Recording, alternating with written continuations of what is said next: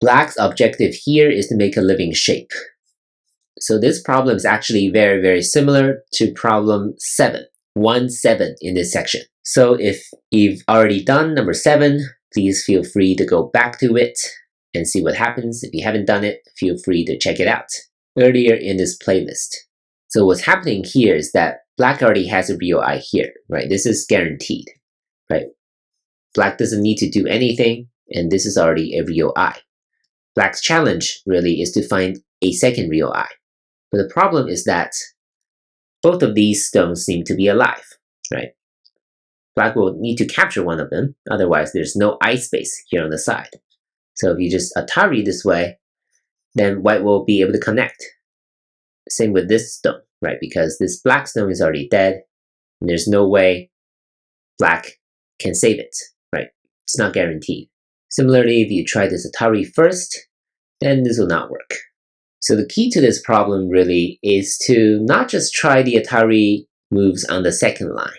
Once you're no longer a beginner, some of the moves you should consider should be on the first line.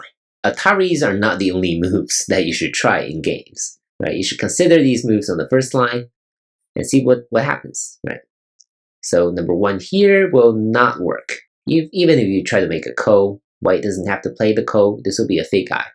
And there's no way for Black, right, to kill White, right? This doesn't work because White still has 3 liberties left, and cutting here number 11 simply won't work. But playing here on the first line will work. And this is exactly the same idea as problem number 7, 1-7, earlier on this playlist in this section. So if White connects on the left side, Black can stand down here and save this stone.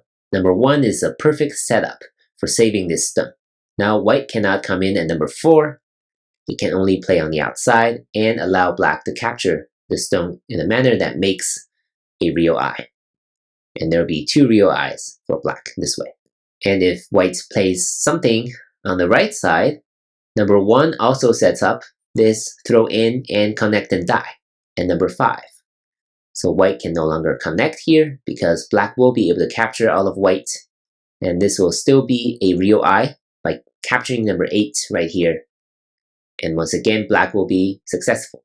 If White tries this move, Black can Atari first, forcing White to capture Black and play this throw in again, and we'll be back to the previous variation. If White plays this, then this will be a double Atari and number 3.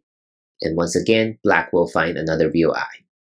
This way or this way. But of course, White will prefer capturing one of Black's stones. And if White plays here, this will be a similar story. Atari here. If White captures, Black can play this throw in, snap back, and capture White this way. White connects, then Black will simply capture this stone. And once again, this will be another real eye. So overall, not too difficult. If you know how to approach this kind of problem, know that you already have a real eye here, guaranteed. And the task is to find a second real eye by capturing one of these 2 white stones. And number 1 is the perfect setup for both scenarios, throwing in here on the left side and playing a connect and die, and standing down here and saving this stone on the second line. So very useful problem to learn, and something that you should calculate for in real games as well. Hope you enjoyed this challenge, and I'll see you in the next one. Thank you for watching.